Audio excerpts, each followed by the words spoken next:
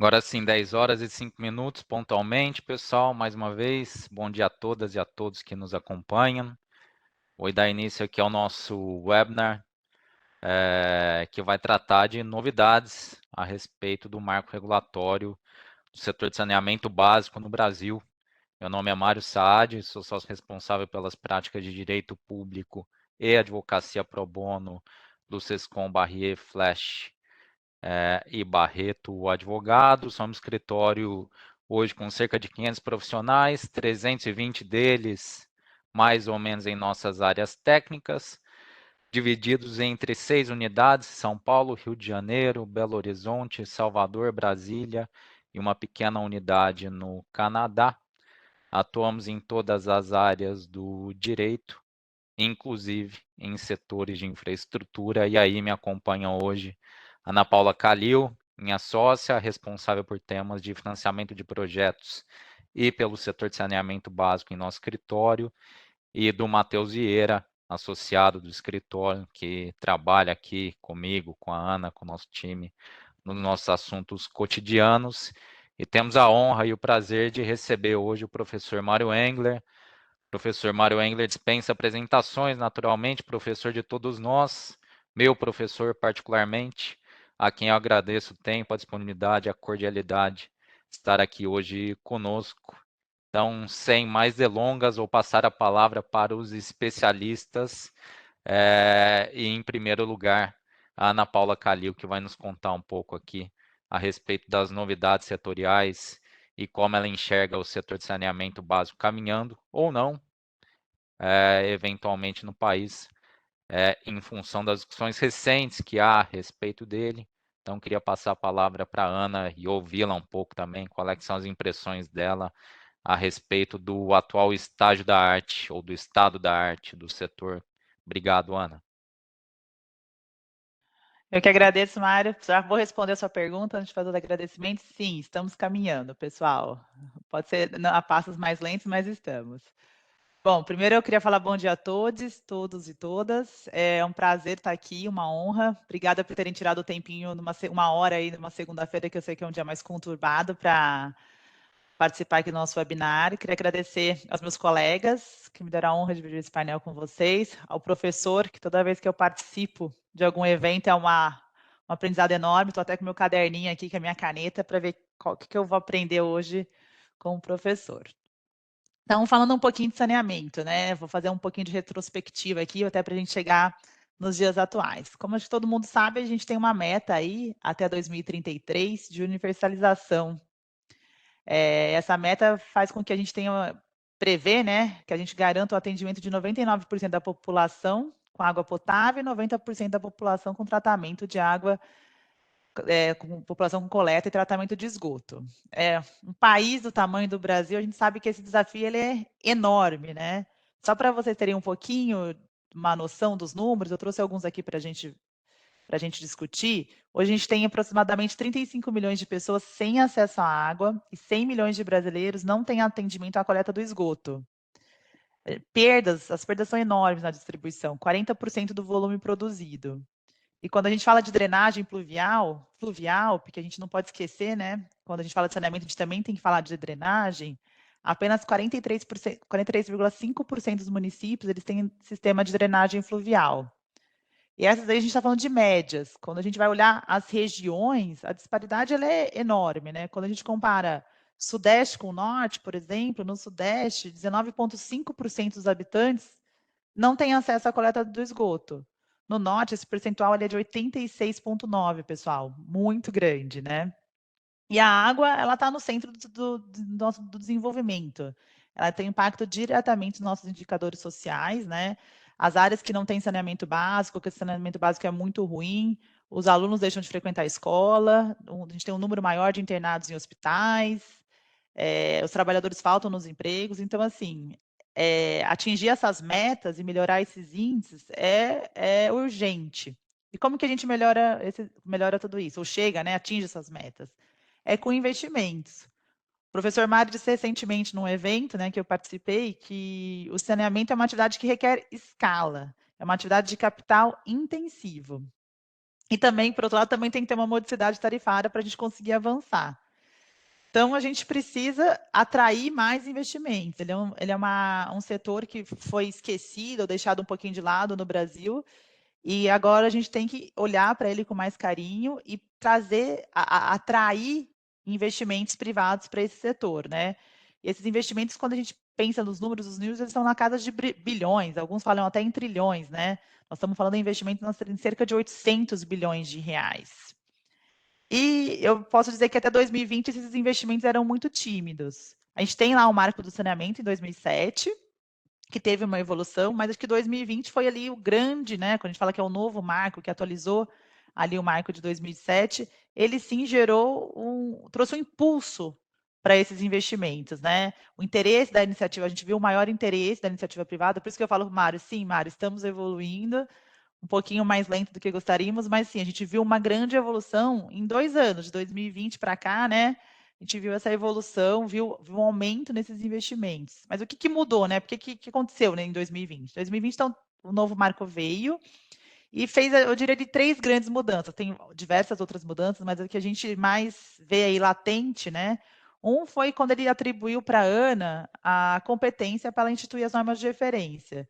A gente tem hoje 86 entidades reguladoras infranacionais, espalhadas pelo país todo, e cada uma emite ali sua norma. Então, é muito fragmentado. Então, quando vem a ANA, quando vem o novo marco e fala, oh, não, a ANA vai editar as normas de referência, e ela começa realmente a editar essas normas, começa a ter uma padronização, isso gerou mais segurança jurídica para o setor, né? E segurança jurídica atrai investimento.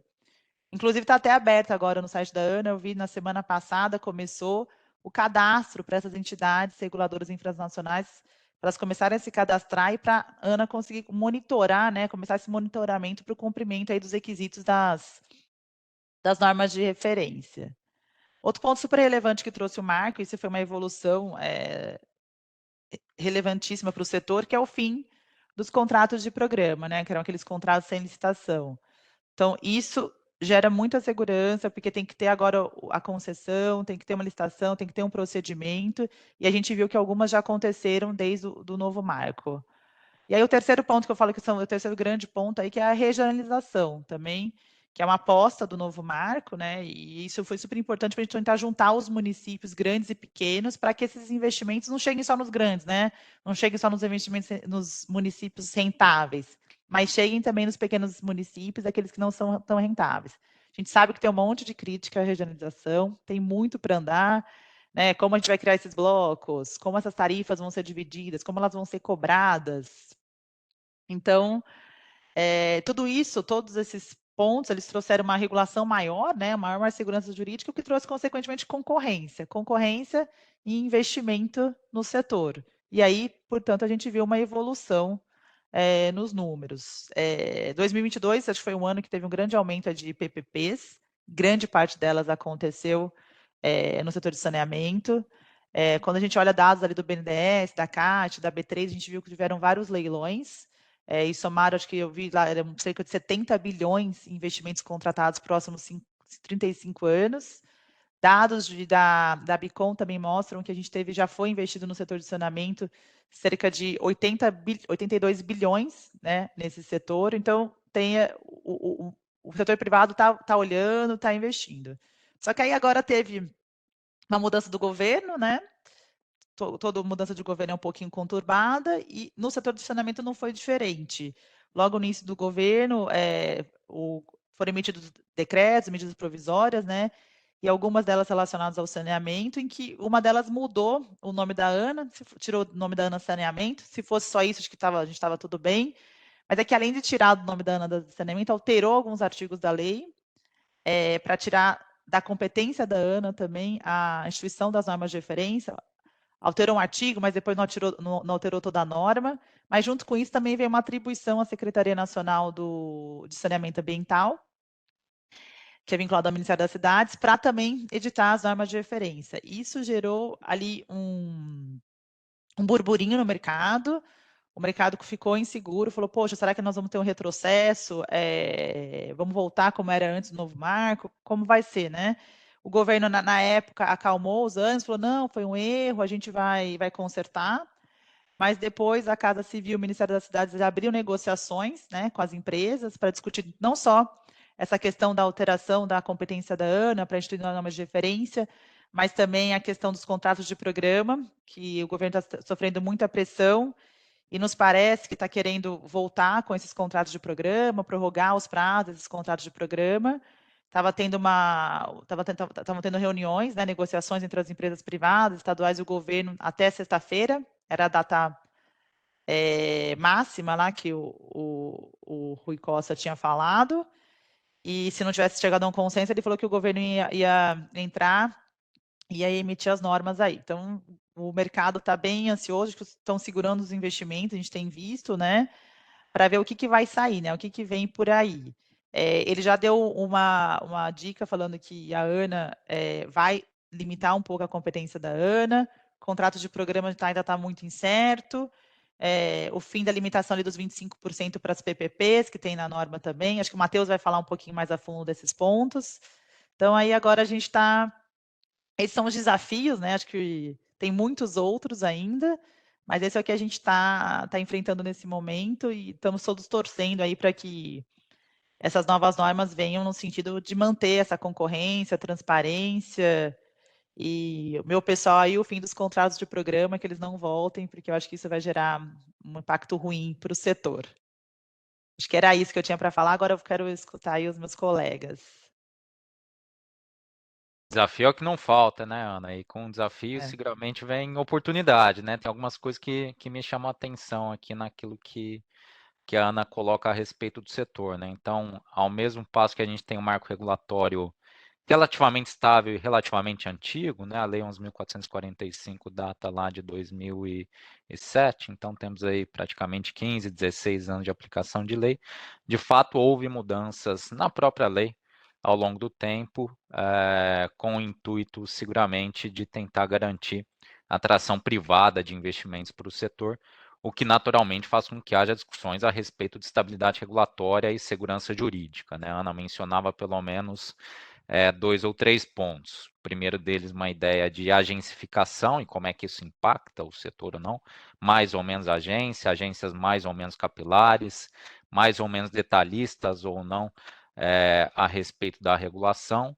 Um ponto que sempre acompanha o tema das agências é o estabelecimento ou não de limites tarifários e níveis tarifários para o setor e como é que as concessionárias são remuneradas ao longo do tempo. E tudo isso desemboca, na minha visão, com as mudanças realizadas no novo marco, especialmente para que fosse garantida a universalização do serviço de saneamento básico no Brasil. E talvez seja esse o principal ponto tocado pela Ana, pelo menos na minha visão, ainda somos um país absolutamente caro de melhoria nos serviços de saneamento básico, e o novo marco tenta trazer pelo menos um limite temporal, 2033, serviços universalizados nas várias esferas de governo em atendimento a todo e qualquer cidadão. E com base nisso, eu queria dirigir a palavra ao professor Mário Engler, a quem eu agradeço aqui mais uma vez a presença, e dirijo a palavra ao senhor com uma questão, professor Mário, qual é que seria, sem prejuízo de outros pontos que o senhor queira tratar, naturalmente, mas quais seriam, na visão do senhor, os principais desafios atuais colocados ao setor de saneamento básico para que haja a garantia desses investimentos, notadamente privados, em serviços setoriais, e aí sim a gente consiga caminhar de maneira mais direta e de maneira mais incisiva, eu diria, para a universalização dos serviços. Obrigado, a palavra está com o senhor. Bom dia a todas e a todos aqui. Mário, Ana Paula, Matheus, agradeço muito aqui o convite. Eu tenho aí uma proximidade histórica com o escritório Sescom Barrier, tenho grandes amizades e fiquei muito feliz com essa oportunidade de participar desse webinar, né? Eu trago aqui uma visão não só acadêmica, mas também uma visão de quem sente na própria pele aqui as dores desse processo todo. Talvez sobre um ângulo um pouco diferente do que o investidor privado propriamente dito. Eu presido ainda o conselho de administração de duas companhias estaduais, da Sabesp aqui em São Paulo e da Corsã no Rio Grande do Sul, que já foi realizado o leilão de privatização no final do ano passado, mas por força aí de algumas liminares não foi possível ainda assinar o contrato de compra e venda de participação societária, efetivar a transferência efetiva do controle acionário da companhia do governo do Rio Grande do Sul para o novo ator privado, o grupo AEGEA. Uma situação bastante de transição, bastante peculiar, mas enfim, tratando aqui especificamente da questão que você colocou, Mário, assim, sobre a ótica do investidor privado, eu destacaria dois pontos que me parecem muito importantes, hein? Pensando com a cabeça do investidor privado aqui. Eu acho que um ponto é assim, precisa surgir novas oportunidades de investimento, novos projetos, né? Nós tivemos aí grandes projetos icônicos, primeiro no estado do Alagoas, depois no estado do Rio de Janeiro, tivemos alguma coisa em Mato Grosso do Sul, mas um formato um pouco diferente, Amapá, mas todos esses projetos foram impulsionados pelo BNDES.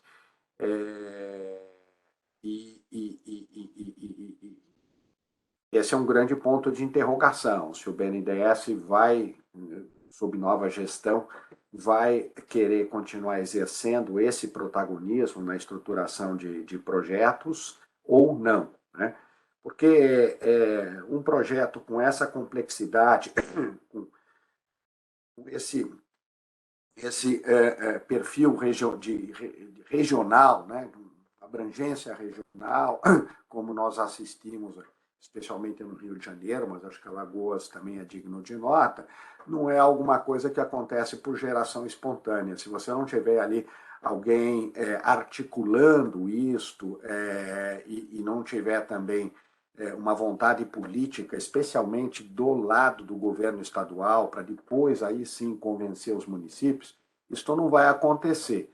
O que vai acontecer, eventualmente, são oportunidades de concessões a nível municipal. Dificilmente será com uma abrangência regional. No máximo, ali, formação de um consórcio, alguma coisa baseada numa adesão voluntária de um conjunto menor de municípios, mas a grande ideia de uma prestação regionalizada, em escala, etc., isto tem grandes desafios para isso sair do desejo e se tornar uma realidade concreta em modelos diferentes daqueles que foram organizados pelo Rio de Janeiro, que não são replicáveis em qualquer contexto, né? E até do ponto de vista da eficiência econômica, você pode ter questionamentos, porque você está quebrando a ideia de uma verticalização que poderia gerar mais eficiência, mais sinergia. Então, empresa que antes prestava o serviço estadual, que prestava o serviço de forma regionalizada, fica responsável só pela ponta da reservação e do fornecimento de água em bruto para as concessionárias privadas, né? Esse é um modelo que pode fazer, assim, é um modelo que viabiliza, né, de certa forma, o que nós vimos acontecer, mas ele tem o seu custo também, e como eu disse, ele não é replicável, né? Agora, você tem um outro modelo, que é o modelo de privatização, que também já aconteceu no Rio Grande do Sul, e há, digamos assim, rumores de que possa vir a acontecer em outros estados, né, com outras companhias estaduais. Então, é um modelo interessante, ficar atento a esse modelo também. Depois eu vou falar um pouquinho mais sobre ele, Mário, mas só para fechar a questão aqui sobre a ótica do investidor. Então, primeiro são oportunidades de negócio, né? Com isso que eu falei. Depois, essas oportunidades de negócio, além dessa capacidade de articulação política, de modelagem desses projetos, mesmo nos projetos menores, né, que sejam concessões isoladas ou de um conjunto menor de municípios, você tem alguns desafios importantes. Essa substituição do operador público pelo operador privado, no fim e ao cabo, acaba sendo uma decisão do operador público, né?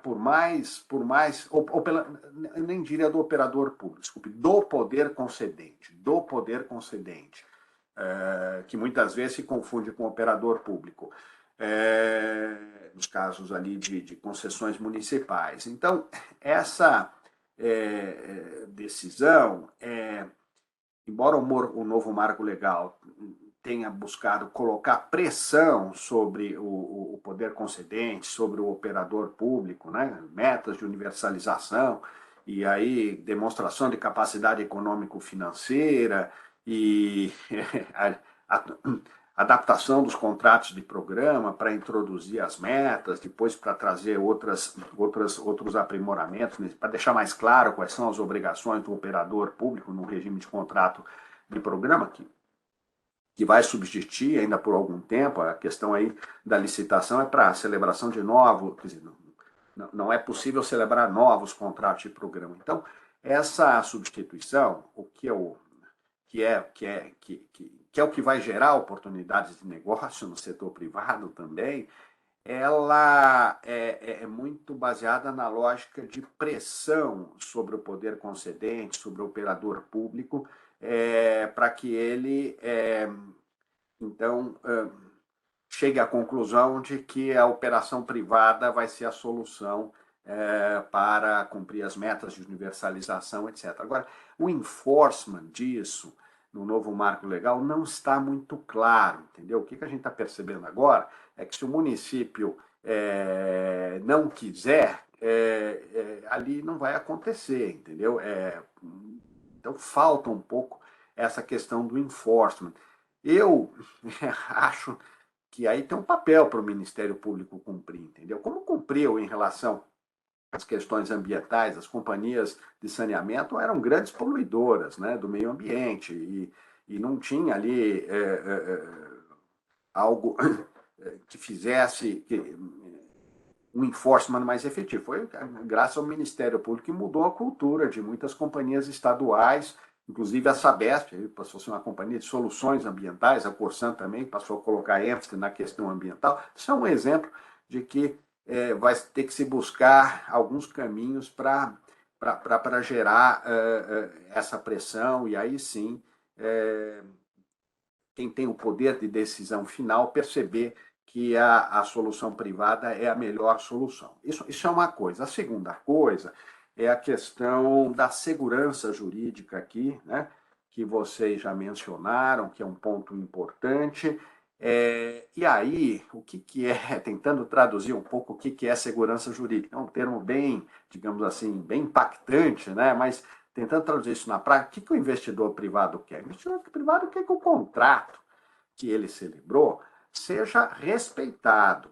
Ele quer que o contrato, bom ou ruim o contrato, porque, enfim, se ele tomou a decisão de investir, ele tomou a decisão levando em conta tudo que o contrato tinha de bom ou tinha de ruim. Então, é respeitar o contrato e aí evitar oportunismos políticos e mais do que isso, e assegurar o enforcement do que está ali contratado, né? Porque assim, celebrei um contrato, mas cadê o enforcement depois desse negócio? Então, essa questão é isso que eu entendo por segurança jurídica. Em outras palavras, não basta estar contratualizado, precisa que aquilo que está contratualizado seja cumprido e que haja mecanismos de enforcement para o cumprimento das obrigações contratualizadas, né? Claro que isto tem uma contrapartida que é uma rigidez contratual, e essa rigidez contratual também tem vantagens e desvantagens, né? Porque para o investidor privado, ele primeiro valoriza essa contratualização nos mínimos detalhes, então ele aparentemente prefere um modelo de com menos flexibilidade, mas mais contratualizado. Isso traz alguns problemas. Porque a hora que você perde essa rigidez, para acomodar situações de intercorrência é mais complicado, né? Eu trago aqui o exemplo do setor elétrico, mais especificamente do segmento de distribuição. Existe um consenso entre os operadores privados do setor, do segmento de distribuição de energia elétrica, de que o modelo menos contratualizado, com mais voto de confiança na agência reguladora e com mais espaço para acomodar intercorrências é melhor. Isso não dá para replicar no saneamento nesse momento, entendeu? Não dá para replicar no saneamento por conta dessa dispersão regulatória. E aí nós não estamos falando de uma regulação que se limita a fiscalizar o cumprimento do contrato. Nós estamos falando de uma regulação que é a que incide nas companhias estaduais, inclusive nas privatizadas, vai continuar incidindo, que é uma regulação discricionária. A cada 4, 5 anos o regulador rebalanceia todo o contrato de concessão, define qual é a taxa de retorno que vai considerar aceitável para remunerar o investimento privado. Então, essa parte da contratualização é importante, mas eu queria chamar a atenção nesse momento, não vou me estender mais aqui, de que existe uma outra parte, que é uma regulação de base mais discricionária, que deveria ser um ideal a ser perseguido, mas que não é atingível num primeiro momento, porque pressupõe norma de referência, pressupõe coisa que não tem no setor elétrico, não precisa ter, mas pressupõe norma de referência e pressupõe uma capacitação das agências subnacionais, né? Eu acho assim, agência municipal é um problema, porque ela está muito próxima do poder concedente. No mínimo, uma grande agência regional ou estadual, de preferência. Então, tem alguns espaços aí para melhorar essa regulação, tanto num ambiente de contratualização mais rígida, quanto num ambiente de uma regulação mais discricionária. Ali é mais crítico ainda. Aí depois eu me reservo para comentar alguns aprendizados da privatização da Corsan. Então, Mário, oportunidade de negócio, segurança jurídica. Muito obrigado, professor. Sempre muito claro, muito preciso. Oportunidade de negócio e segurança jurídica. Vamos anotar aí, pessoal. Anotei pelo menos 3 pontos aqui da fala do professor Mário que vão nessa linha, né? Primeiro deles, vários modelos regulatórios e contratuais que podem ser colocados em marcha aí para dar vazão àquilo que o novo marco regulatório previu em termos de novo universalização de serviços. Ato contínuo a isso, uma questão de enforcement legal. Como é que o marco regulatório é aplicado ou não, especialmente pelos municípios, e aí concordo com o professor que talvez este seja o principal gargalo, sob N perspectivas que a gente possa adotar aqui para corroborar aquilo que o professor mencionava. Eu, Ana e Matheus já discutimos bastante isso aqui no escritório. E o papel dos órgãos de controle será fundamental para que o novo marco regulatório, de fato, continue em marcha, especialmente como o professor coloca ali, dentre outras instituições, o papel do Ministério Público como fiscal da lei, a adequada aplicação do marco regulatório de saneamento básico. E tudo isso desemboca nas palavras do professor aí, com que eu concordo, uma discussão sobre segurança jurídica sob 2 vertentes aqui na minha visão, na estabilidade ou previsibilidade contratual, como o professor mencionava, e estabilidade regulatória, agências dispersas ou não, e como é que o papel delas impacta nos contratos ou não. E tocando no tema da estabilidade, aí não propriamente regulatória, talvez institucional, eu queria passar a bola para o Matheus Vieira, dos nossos especialistas aqui, tem acompanhado bastante as novidades do setor, e eu queria ouvi-lo um pouco, Matheus, sobre como é que têm sido as atuais discussões a respeito das mudanças ou não, que podem ser feitas ou não no setor, e como é que esses aspectos institucionais podem afetar tanto os investimentos privados quanto a almejada universalização de serviços. A bola está com você, Matheus. Muito obrigado novamente. Obrigado, Mário. Primeiramente, agradecer pela presença nesse webinar, estar junto com a Ana e com o professor Mário, quem quem estuda, né, começa a estudar direito administrativo e começa a estudar especificamente o setor de saneamento, sempre passa pelos textos do professor Mário. Então, para mim, está sendo uma honra estar aqui falando um pouquinho nesse webinar, nesse mesmo espaço. Mas falando das mudanças, né, vou retomar um pouco a primeira fala da Ana, né? A Ana, quando ela introduziu, ela falou bem do que aconteceu logo na primeira semana do ano, como das primeiras medidas do novo governo. Vieram 2 medidas provisórias e 2 decretos federais que alteraram a organização administrativa do governo federal. E, basicamente, aquela de praxe, né, tem todo o novo governo, a gente tem essas mudanças, criação e extinção de ministérios, mudanças de competências de um órgão para o outro, e a Ana sofreu ali um impacto, né, dentro desse jogo, dessa dança de cadeiras ali, na criação dos novos ministérios.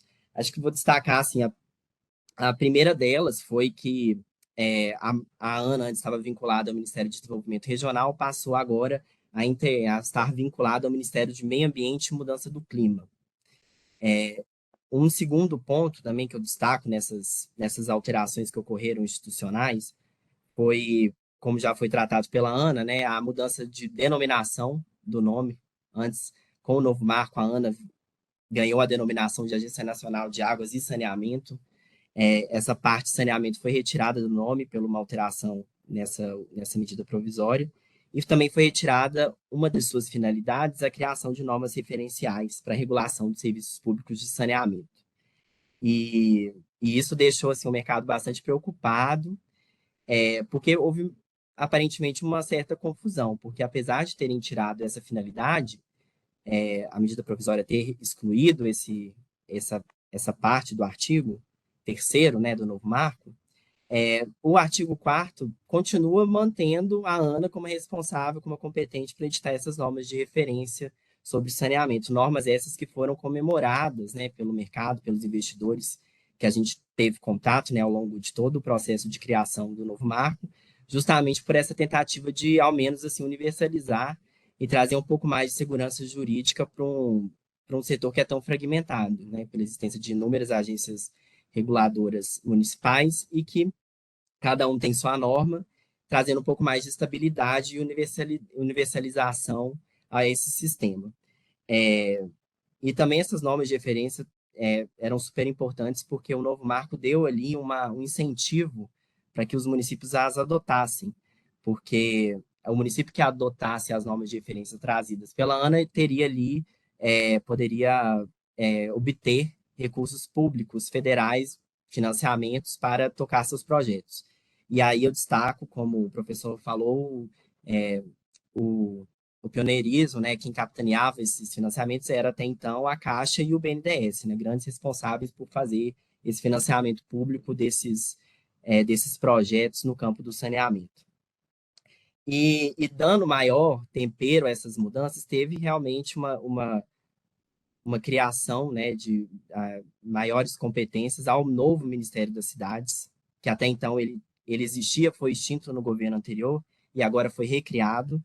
E dentro das suas competências, e dentro da sua estrutura, ele tem a Secretaria Nacional de Saneamento Ambiental, tem lá também a competência de criar normas referenciais, o que gera uma certa insegurança de quem que é o responsável, quem vai ser aquele que vai criar as normas referenciais que o setor tanto almeja.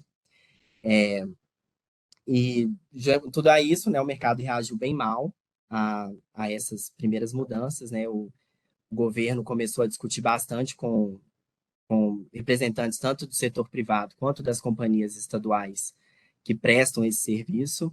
E no primeiro momento foi dito, né, que se tratava apenas de uma incongruência normativa, que foi um erro, né? Teve algumas palavras assim que logo depois viria um decreto que regularizaria a questão e voltaria ao status quo antes, que é realmente a competência da ANA para editar essas normas.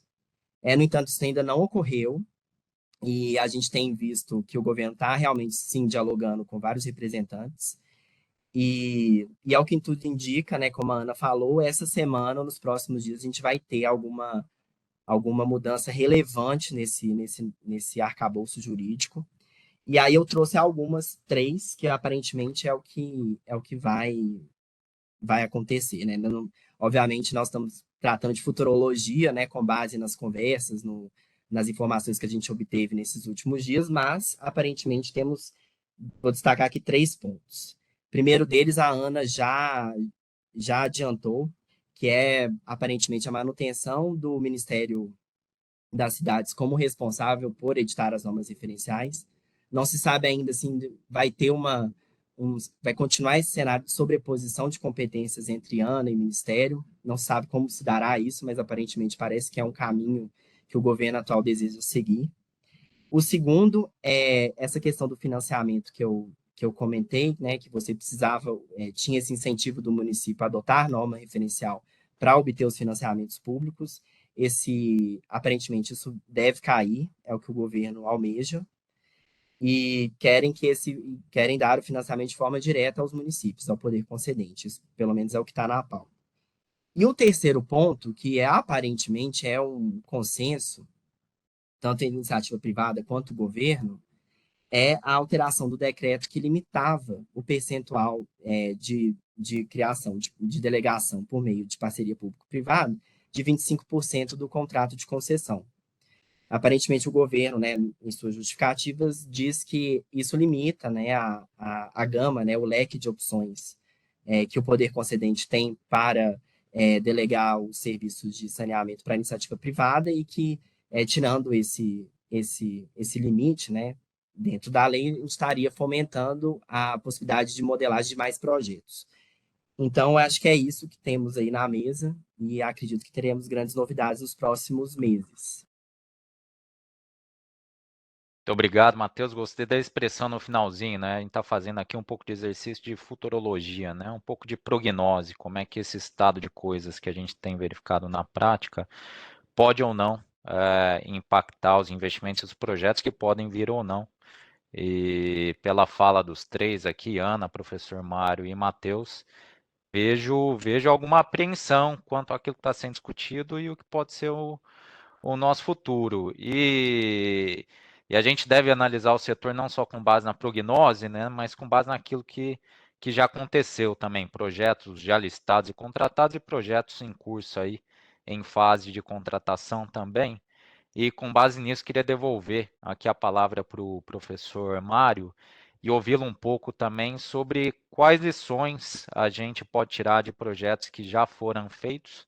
Independentemente do modelo, seguramente o professor Mário tem vários modelos em mente, mas talvez se a gente pudesse tratar um pouquinho de algum modelo em que houve a privatização de alguma companhia de fato, esse é um tema da agenda setorial, e como é que essas discussões se deram no caso concreto, e pegando aqui as palavras do Matheus, como é que essas discussões deveriam ser tratadas em projetos futuros também. Muito obrigado de novo, professor. Mário, pegar um pouco o gancho no que o Matheus estava falando sobre as normas de referência. Nas normas de referência, uma ideia, uma solução bem intencionada, mas ela ainda vai precisar, assim, mesmo que tivesse toda a boa vontade política do mundo, coisa que eu duvido, para produzir normas de referência que ajudassem, né, impulsionassem o setor. Ainda assim é uma experiência recente, né? É uma norma assim, mais indutora, não tem vinculação jurídica, é mais na base dos incentivos. Então, uma experiência, digamos assim, que ainda precisa ser testada, né? Agora, dito isso, eu não acho que o setor privado deveria ficar preocupado em investir no setor de saneamento em função de ter ou não ter norma de referência. Por quê? Porque amanhã uma nova licitação ela vai poder acontecer, independentemente de ter norma de referência ou não ter norma de referência. Tinha norma de referência nas grandes licitações que nós vimos acontecer, do Rio de Janeiro, do Amapá, da própria privatização da Corsan. Então, a norma de referência, na minha opinião, ela não deve ser, ou a falta de, né, não deve ser vista como um entrave sob a ótica do investidor privado. Agora, a norma de referência, por quê? Porque tudo vai ser contratualizado ali. Talvez, numa privatização, a norma de referência, que vai continuar sujeita a uma regulação mais discricionária, né, que era aplicável aos antigos contratos de programa, que vão continuar subsistindo, né, que você coloca ali o rótulo de contrato de concessão, depois que a companhia é privatizada. Então, mas do resto, novos projetos de concessão, o que vai mandar é o edital e o contrato, não é a norma de referência. Isso é um primeiro ponto. O segundo ponto é que, vamos supor que amanhã sejam editadas normas de referência, que elas são direcionadas às agências subnacionais, né? Que elas que devem adotar as normas de referência e o contrato escolhe uma agência subnacional para fiscalizar o cumprimento do contrato, apreciar pleitos de reequilíbrio econômico-financeiro, é importante tudo isso, mas é um papel de regulação menor, né, do que uma regulação de base mais discricionária. Então, vai estar tudo contratualizado, né, e vai ter pouco espaço para a norma de referência interferir naquilo que está contratualizado, né. Agora, a norma de referência, ela é importante, né, para abrir o mercado, para criar um mercado, para colocar pressão nos operadores públicos, sejam eles companhias estaduais, sejam eles municípios que prestam diretamente o serviço, né, por meio das suas autarquias. Então, isso sim, a norma de referência é importante para dizer para uma companhia estadual, você tem que prestar o serviço com essa qualidade, com esse índice de perda, etc. No concessionário que for licitado, né, a concessão que for fruto de uma licitação, isso já vai estar contratualizado. E se a norma de referência for alterar isso, ainda que com caráter indutor, etc., isso vai dar reequilíbrio econômico-financeiro para o concessionário. Então, a norma de referência é mais importante para quem está hoje prestando o serviço de maneira não adequada. E nós estamos falando especificamente dos operadores públicos. Então, a falta da norma de referência vai conter essa abertura de mercado. E é um mercado assim, não é um mercado em expansão, né? Porque assim, não estamos pensando em concessões de novos municípios que hoje não existem. É um mercado que você tem que substituir, né? Quer dizer, tem que tirar um para outro entrar. Então, é uma outra lógica de concorrência, um pouco até um pouco forte ali, né? Então, a norma de referência, no meu modo de ver, ela tem este papel, que era uma expectativa do novo marco legal, e que tenho sérias dúvidas se o novo governo vai comprar essa proposta, né? Porque é uma proposta que tem um componente de visão política, econômica, ou quase ideológica, eu diria, né?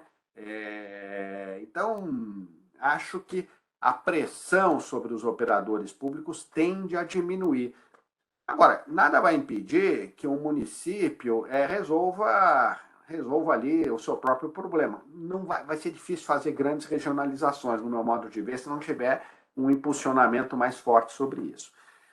Norma de referência é importante também para viabilizar essa substituição do operador público pelo operador privado, não só para abrir o mercado, mas para definir algumas regras de substituição. Essa questão da indenização, como calcular a indenização devida ao operador público, que deve ser substituído por alguma razão, ou até por decisão política do próprio poder concedente municipal, aí a falta de uma norma de referência cria algumas dificuldades, porque esses critérios de cálculo de indenização normalmente não estão contratualizados nos contratos de programa, alguém precisa arbitrar esse tipo de coisa, e o que eu tenho visto é que, se não tem esse valor definido, o Tribunal de Contas não deixa fazer a licitação.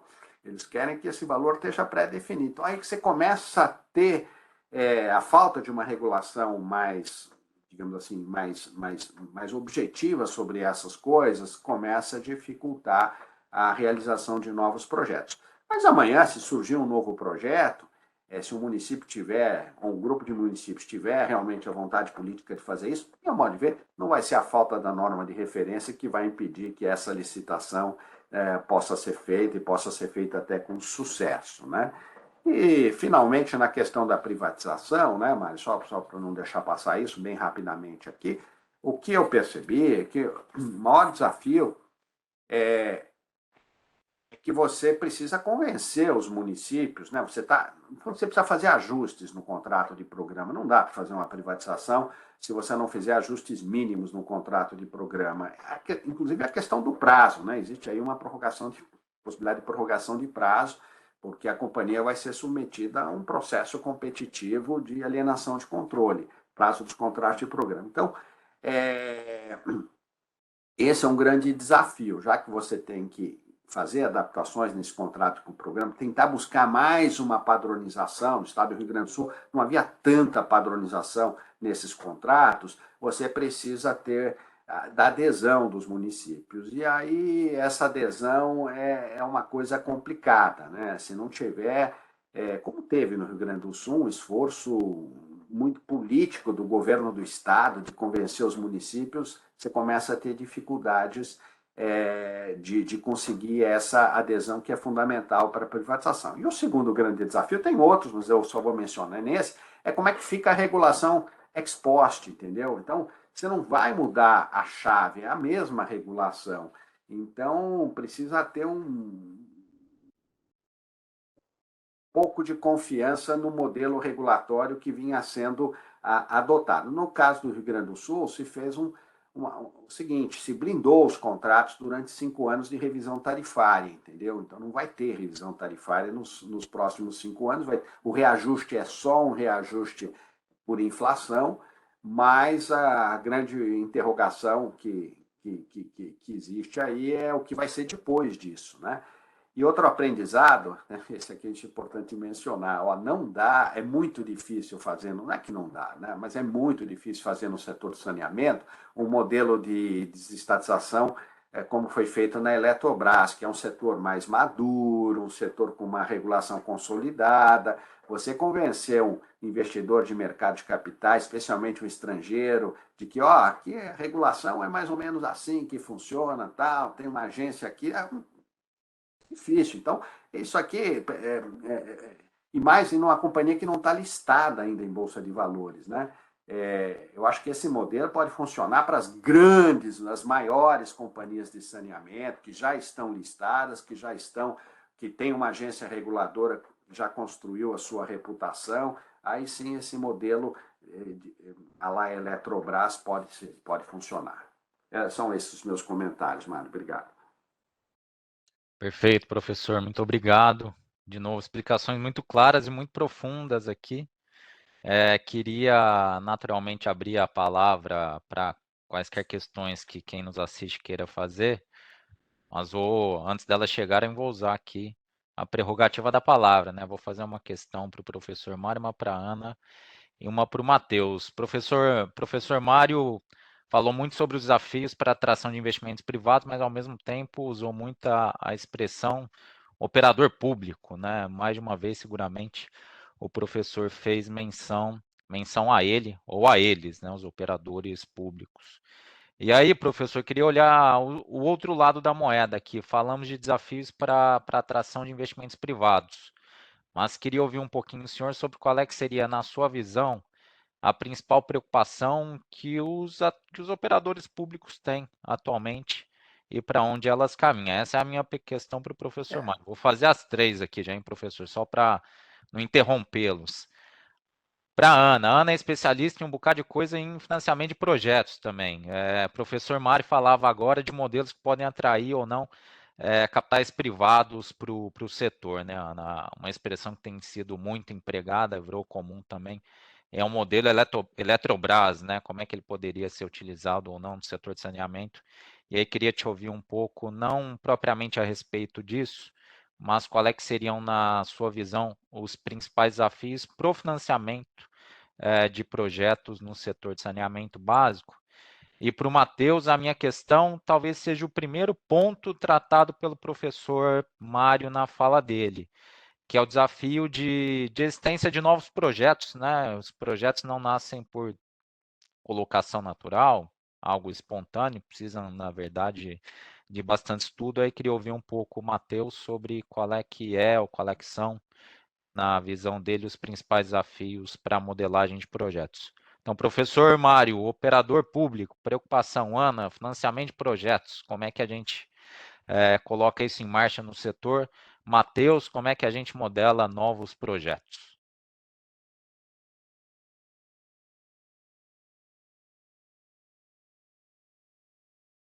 Estava no mudo aqui. Bom, eu só queria também lançar uma reflexão para a Ana aqui, né, que depois vai falar, eventualmente o Matheus. Eu Tem toda uma discussão aí se essa questão do acesso a recursos públicos federais, que é financiamento, né, de bancos públicos federais, que é digamos assim, a cereja, a cenoura, né, que se coloca na frente. Tem um porrete também por trás, mas no operador público, aí vou falar, mas tem uma cenoura e é mais em cima do poder concedente, de que, olha, se você fizer tudo direitinho aqui, pode ter acesso a recursos públicos federais. Eu acho que a tendência aí, se isso já não tiver estabelecido, é que essa cenoura é só para o poder concedente. Eu acho, acho uma irracionalidade, se for esse o entendimento, de vedar ao operador privado, né, que vai participar de uma concessão do município que não aderiu aí cuja agência reguladora que ele escolheu não aderiu às normas de referência não da Ana Paula, da Agência Nacional, as duas são Anas aqui. Então, eu acho que na medida que esse entendimento me parece lógico, prevaleça, eu acho que isso até torna a questão das normas de referência da ANA até menos problemática para você estruturar uma licitação em que o operador privado eventualmente vai querer tomar recursos na Caixa Econômica Federal, eventualmente no BNDES, que pode se tornar um grande emprestador aí para projetos de infraestrutura. Claro que tem sempre o mercado de capitais, as debêntures de infraestrutura, mas aí depende um pouco do grupo que for operar essa licitação, se vai ter todo esse acesso ao mercado de capitais. Então, esse é o primeiro ponto. Segundo ponto, a preocupação dos operadores públicos, Mário, assim, o que os operadores públicos gostariam? Fica tudo como está. Para que nós vamos criar essa história de não pode mais contrato de programa, tem que cumprir meta de universalização, tem que assegurar a qualidade da água, do tratamento, de esgoto, sim. Esse é um mundo que é um mundo que é anterior, né, ao marco legal. Então, esse tipo de eu acho que os operadores públicos já se deram conta que isso não vai acontecer, entendeu? Pelo menos não com esse nível de facilidade ou de conforto. Mas os operadores públicos, no meu modo de ver, podem estar apostando que a pressão vai diminuir. E os sinais que o governo tem dado é exatamente esse, que vai diminuir a pressão, entendeu? Aonde vai ficar esse ponto de acomodação é a grande. Eu acho que não vai voltar, seria um retrocesso, no meu modo de ver, absurdo retornar a possibilidade de celebrar novos contratos de programa, ou prorrogar contratos de programa de maneira sem nenhuma condição. Então, acho que isso é difícil de voltar. Mas essa história de colocar muita pressão ab início, né, nos operadores públicos, eu acho que aí a tendência é diminuir. Tá bom? Vou tomar a palavra aqui, depois do professor, é difícil, né? Mas vamos lá. Com relação aos financiamentos, Mário, a gente discutiu isso bastante, né? Até nas algumas operações que a gente participou. A gente viu até hoje uma atuação muito grande do BNDES, Caixa Econômica Federal, com relação a esse financiamento. A gente entende e espera também que essas empresas privatizadas ou não, né, elas comecem a usar mais o mercado de capitais. A gente tem a debênture de infraestrutura agora, que é uma debênture que tem uma taxa menor, né, tem alguns incentivos, tanto para o estrangeiro quanto para o residente nacional. Então, isso a gente entende que eles deveriam usar, as empresas deveriam usar mais essas debêntures, né? São debêntures que você consegue também pulverizar mais esse investimento, acessar o varejo, né? Não só os grandes investidores institucionais. E a questão da cenourinha, professor, essa é uma questão que é muito debatida até internamente aqui no escritório, tá?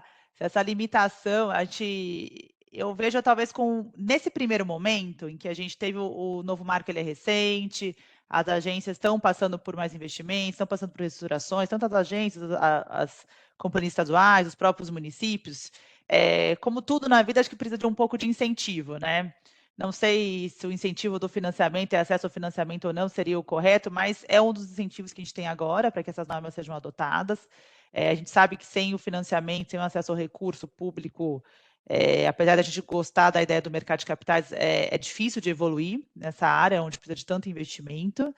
Então, é um ponto que a gente discute bastante, e tem realmente uma discussão no mercado se essa limitação seria só para as agências estaduais ou também para o setor privado, né? A gente estudou isso um pouco, e é um ponto que realmente tem que ser esclarecido, porque tem lá nas diretrizes, né, depois da ANA, que ela faz menção ao ente privado. Por outro lado, eu entendo o ponto do senhor, e acho que não faria sentido, né, limitar o ente privado que não tem como que fazer ali, né? A agência não adotou a norma de referência, porque o ente privado depois não vai ter acesso a esse financiamento, né? Não tem muito o que ele fazer, né? Então a gente teve essa discussão. Não é claro o entendimento. Eu acho que isso também gera um pouco aí da insegurança jurídica para esse ente na hora que ele vai privatizar uma companhia, ou entrar em algum processo para ter acesso ou não a esse financiamento. Mas, em resumo, o que a gente gostaria de ver, o que eu acho que a gente vai ver mais, é realmente um acesso ao mercado de capitais por meio das debêntures de infraestrutura. É isso que a gente tem visto, pelo menos consultas aqui do nosso lado. E pegando o gancho da Ana, já para responder a pergunta, eu acho que um dos principais desafios dos novos projetos, principalmente na modelagem, acho que esse ponto da norma de referência é um que tem que ser esclarecido mesmo, para dar aquela segurança e para melhorar a atratividade do projeto, né, para o parceiro privado ter a noção de que vai ter sim acesso a recursos públicos, independentemente se o município que ele está contratando aderiu ou não às normas de referência. Isso realmente, a norma não deixa isso claro, a gente tende a interpretar que realmente não poderia ser aplicável aos parceiros privados, só que a gente tem visto alguns documentos, até a própria análise de impacto regulatório que foi feita pela própria ANA, quando ela foi editar essas normas, a última norma sobre o assunto, deu a entender que a interpretação deles no momento é que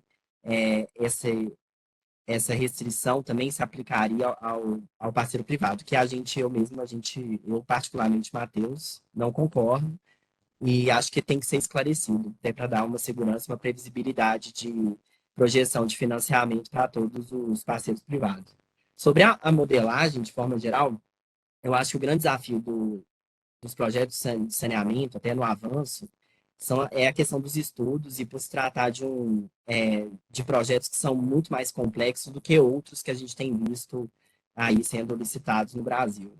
Por uma questão das especificidades locais, recursos hídricos, demandam estudos bem específicos. A gente tem visto, na prática, dou o exemplo de PPPs que estão aí bombando no mercado, que são as de iluminação pública. Por terem um objeto mais simples, é mais fácil o município pegar um estudo que já foi feito em outro município e replicar a sua realidade. No saneamento, tal replicação, tal estudo de precedentes não é tão simples, justamente por toda essa mecânica técnica que envolve a modelagem de um projeto de saneamento especificamente. Então, eu acho que uma das dificuldades é que os estudos realmente têm que ser muito específicos e tem que contar. Quanto melhor for o estudo, melhor fica o contrato, melhor fica o edital, melhor fica o projeto adequado para receber ali o investimento privado e também para atender às necessidades do poder público. E outro também, eu acho que é essencial, são os diálogos internos, né, com os legislativos locais, que precisam estar muito bem alinhados nesses novos projetos. Precisa ter leis autorizativas que realmente deem toda a segurança jurídica para o parceiro privado embarcar nesses novos projetos. E eu acho que é basicamente isso, esse diálogo institucional mais forte, a modelagem, a qualidade dos estudos tem que ser mais depurada em razão da complexidade dos projetos de financiamento, e também, como ponto, a questão do financiamento, a definição, se algum entendimento mais claro sobre o acesso ou não do parceiro privado aos órgãos públicos, né, às entidades públicas de fomento. Acho que, pensando assim rápido no supetão, são esses pontos que eu vejo. Obrigado, Matheus. Desafio é o que não falta. Torçamos para que oportunidades não faltem também, né? 11h05, pessoal, 1 hora de webinar precisamente. Vou tentar cumprir a risca aqui a nossa agenda, não tomar muito tempo de todo mundo, nem do professor Mário Engler, que de novo, muito cordialmente esteve aqui conosco. Agradecer a todas e a todos que nos acompanham. Em nome do Sescom Barrier, agradecer ao Matheus, a Ana, membros nossos aqui, e naturalmente ao professor Mário, e queria passar a palavra rapidamente para os três aqui. Para uma conclusão final, eu mesmo fico por aqui. Muito obrigado novamente. Matheus, se quiser, a palavra está contigo.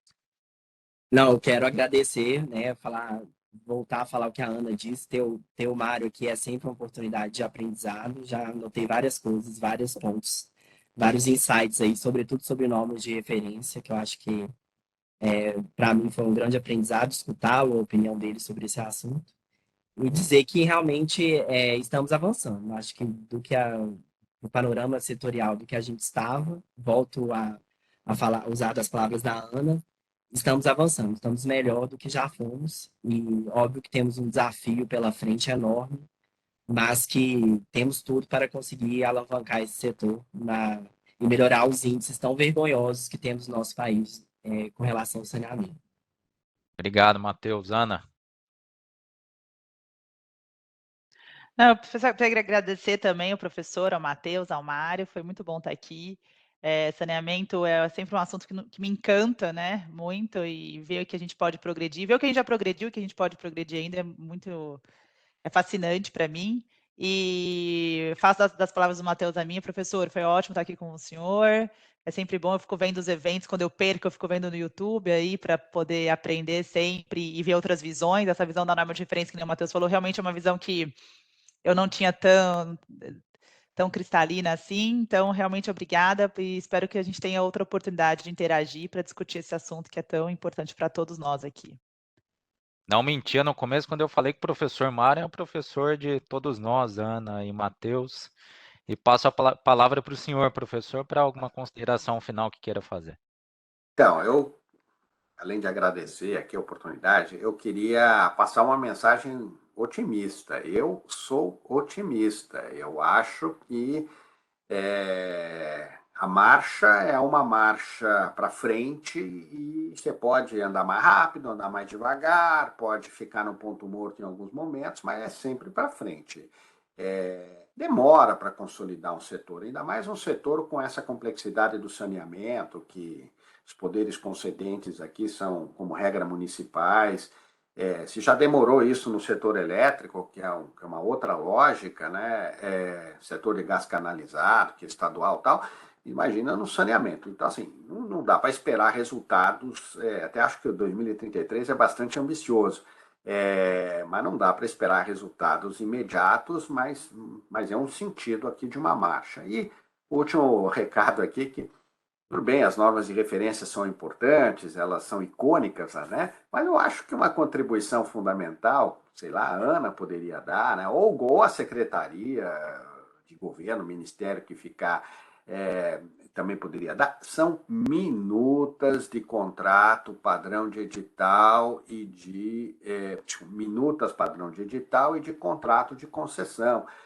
Os pequenos municípios não têm condição de fazer isso. O BNDES se propunha a fazer isso. Não sei se, como eu disse, não sei se ele vai continuar com esse protagonismo. Então, essa era uma contribuição importante e fica aqui a sugestão. Obrigado, professor. Tem uma expressão do professor Clóvis de Barros Carvalho, da qual eu gosto bastante, professor, que é para trás nem para tomar impulso. Para frente é que se anda. E com essa palavra de otimismo do professor Mário, que eu assino embaixo, agradeço novamente Matheus, Ana, professor Mário, todas e todas que nos acompanharam. Ficamos por aqui, contem conosco do Sescom Barrier, contem seguramente com o professor Mário, está à disposição para ajudar a quem quer que queira entender um pouquinho mais do setor. Muito obrigado novamente. Até logo. Prazer. Tchau, pessoal. Foi ótimo. Prazer.